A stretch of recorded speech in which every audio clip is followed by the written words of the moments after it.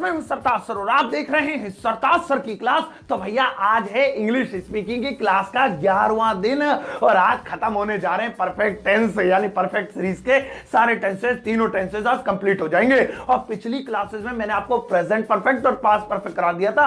अब 11वें दिन में आपको फ्यूचर परफेक्ट कराऊंगा जो कि परफेक्ट सीरीज का आखिरी टेंस है। इसके बाद 3 टेंस रह जाएंगे परफेक्ट कॉन्टिन्यूअस वाले, वो तो बहुत आसान है, आसानी से पढ़ लोगे। तो भैया आज हम पढ़ने वाले हैं फ्यूचर परफेक्ट टेंस। और फ्यूचर परफेक्ट टेंस की पूरी जानकारी पाने के लिए इस वीडियो का अंत तक जरूर देखिएगा। आगे बढ़ने से पहले चैनल को सब्सक्राइब कर दीजिए, सब्सक्रिप्शन बटन के बराबर में एक बेल आइकन को उसको दबा दीजिए ताकि रोजाना वीडियोस के नोटिफिकेशन आपको बिल्कुल टाइम पर मिल जाए।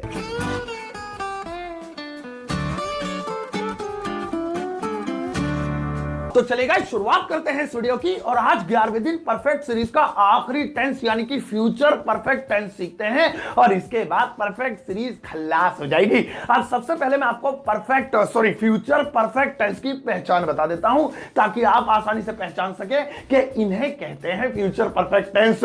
तो सुनो, जिन हिंदी वाक्यों के अंत में चुका होगा, चुकी होंगी, चुके होंगे, या फिर आ होगा, ई होगी, ए होंगे, या फिर लिया होगा, दिया होगा, किया होगा, आए, वो फ्यूचर के परफेक्ट टेंस कहलाते हैं। कितनी लंबी चौड़ी पहचान होती है परफेक्ट टेंसों की। पिछले 2 दिन से भेजा मेरा फ्राई हुआ पड़ा है तो फिर से एक बार समझाता हूं। चुका होगा, चुकी होंगी, चुके होंगे, जैसे वह जा चुका होगा, वह खा चुका होगा, वह रो चुका होगा, वह सो चुका होगा, वह नहीं खाना पका चुका होगा। इसके अलावा आ होगा, ई होगी, ए होंगे, यानी वो गया होगा, वो सोया होगा, उसने पूछा होगा, उसने पैसे दिए होंगे, या फिर लिया होगा, दिया होगा, किया होगा, उसने खाना खा लिया होगा, उसने पैसे दे दिए होंगे, उसने पूछ लिया होगा। तो ये सारे फ्यूचर में, भविष्य में परफेक्ट पूरे होने वाले काम फ्यूचर परफेक्ट कहलाते हैं। अब आओ इनका फॉर्मूला मैं आपको समझा देता हूं। अगर आप बना रहे हैं अफर्मेटिव सेंटेंस तो सबसे पहले सब्जेक्ट वही सीने मिटाई यूं दे,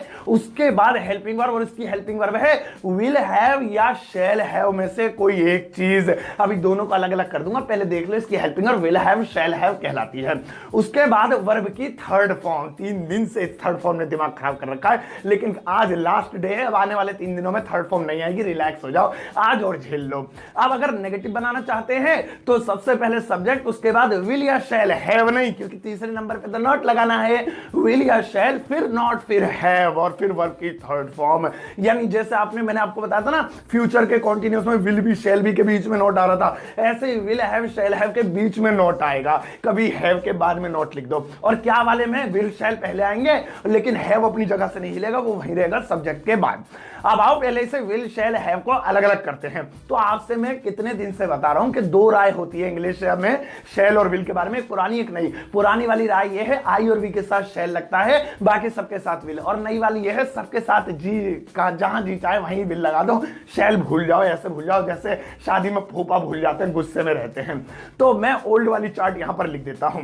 ही, शी, नेम, इट, दे, इन सब के साथ विल हैव लगेगा। और आई और वी, ये 2 ऐसे जिनके साथ शैल हैव लगेगा। लेकिन आप चाहें तो सबके साथ विल लगा सकते हैं, कोई गलत नहीं माना जाएगा। बार बार बोलता हूं, हर जब भी विल शैल आता है, जब बोलता हूं मैं आपसे। और दूसरी बात काम की, और कान खोल के सुन लो, ये विल हैव शैल हैव है, हैज नहीं है। कभी अपना भेजा चलाओ ज्यादा ही, ओ सर ने बताया तो ही, शी, नेम, इट के साथ हैज आता है तो विल हैज लगेगा। अरे वो हैज हैव खाली अकेला था जब हैज और हैव आते थे, यहां हैज हैव नहीं है, यहां विल लगा हुआ है। और जब विल आगे लगता है तो उसके बाद हैज पेज की जरूरत नहीं होती, सबके साथ हैव लगता है। बस विल और शैल का ध्यान रखना है कि आई और वी के साथ शैल, वो भी मर्जी में दिल में आए तो, वरना सबके साथ विल लगेगा। चलो अब हमने सीख लिया, अब हम जरा से प्रैक्टिस कर लेते हैं। 3 एग्जांपल्स लेते हैं और जरा ध्यान से सुनो। पहला एग्जाम्पल है वह जा चुका होगा।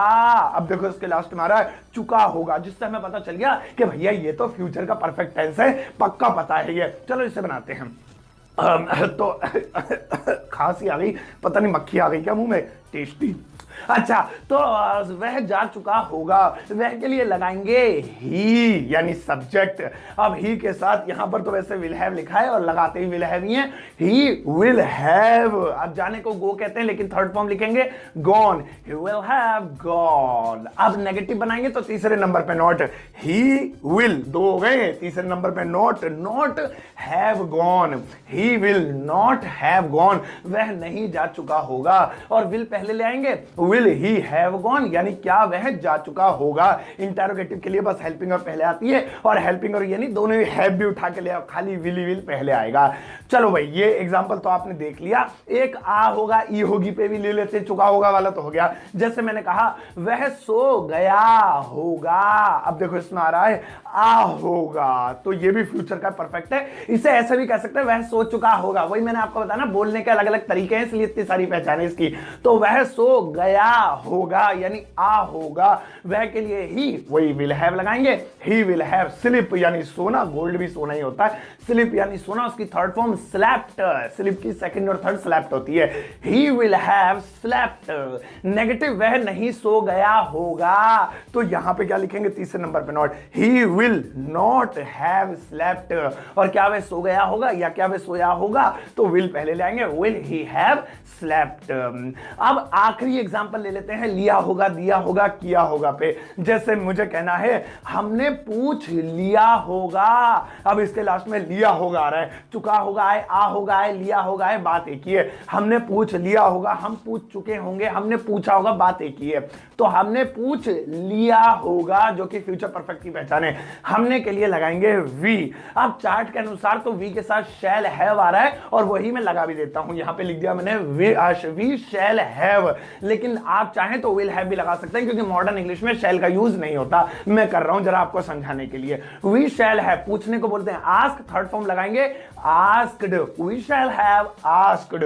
अब नेगेटिव बनाएंगे, अरे नहीं नहीं हमने नहीं पूछ लिया होगा भैया, कौन कह रहा है हमने नहीं, तो वी शैल तीसरे नंबर पे नॉट हैव आस्क्ड, क्या हमने पूछ लिया होगा, शैल वी हैव आस्क्ड, इसमें शैल पहले आ गया। तो भैया ये हो गए हमारे परफेक्ट सीरीज के एग्जाम्पल कंप्लीट। अब मैं आपको फ्यूचर परफेक्ट की प्रैक्टिस भी करवा देता हूं। मैं आपसे जल्दी जल्दी 10 सेंटेंसेस पूछूंगा, हर एक के बीच में 5, पता है आपको, हाँ पीछे इतने दिनों से वीडियो देखते रहे हो। चलो फिर यहां स्क्रीन पर आंसर आने से पहले अपना जवाब देना। सो करते हैं 10 सेंटेंसेस पर फ्यूचर परफेक्ट के प्रैक्टिस। क्या होता है, चलो भाई। ऑस्ट्रेलिया में था वो वाला, that was my favourite 100 of yours. Aamir भाई एक फोटो मिलेगा क्या? हाँ ऑफ कोर्स। नहीं, वो रणबीर के साथ। 10 सेंटेंसेस पर फ्यूचर परफेक्ट के प्रैक्टिस क्या होता है, चलो भाई पहला वाला सुनो। मेहमान जा चुके होंगे,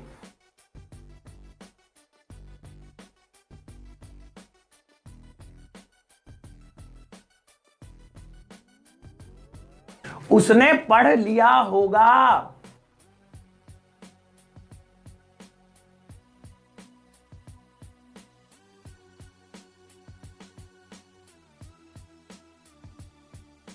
सचिन ने मैच नहीं खेला होगा,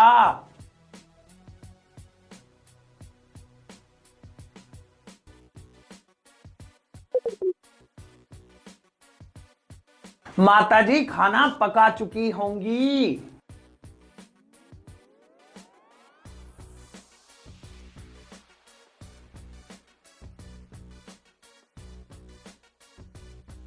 बच्चे सो गए होंगे,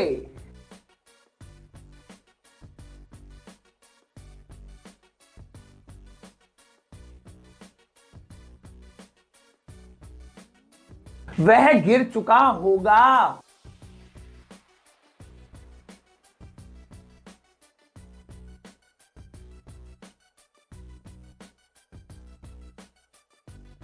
उसने मोबाइल नहीं खरीदा होगा,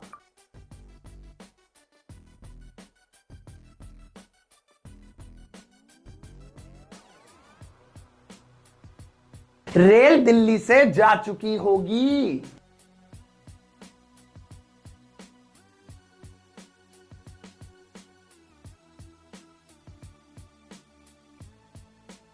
मरीज मर चुका होगा,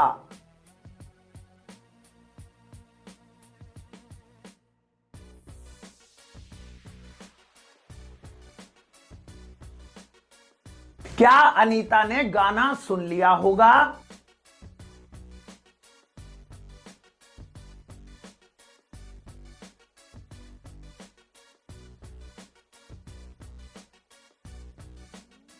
चलो भैया, ये हो गई आज हमारी फ्यूचर परफेक्ट टेंस की प्रैक्टिस। आई एम श्योर आपने ज्यादातर सेंटेंसेस सही बनाए होंगे। अब आपके लिए ये फ्यूचर परफेक्ट है, मैं थोड़ा सा होमवर्क दे देता हूं। मैडम लगाओ इनके लिए हाँ ये रहा। तो ये है आज का हमारा फ्यूचर परफेक्ट टेंस के ऊपर होमवर्क, जिसमें मैंने आपके लिए छांट छांट के कुछ बेहतरीन से हिंदी में सेंटेंसेस दिए हैं। इन्हें देखना और इसका आंसर नोटबुक में लिखकर इस वीडियो के कमेंट बॉक्स में पोस्ट कर देना। कोई गलती करोगे तो मैं कमेंट में तुम्हें बता देता हूं, हर्ट देकर तुम्हें समझा देता हूं कि मैंने इसको वेरी गुड दे दिया है, और लाइक भी करके मैं इसको चेक भी मार देता हूं।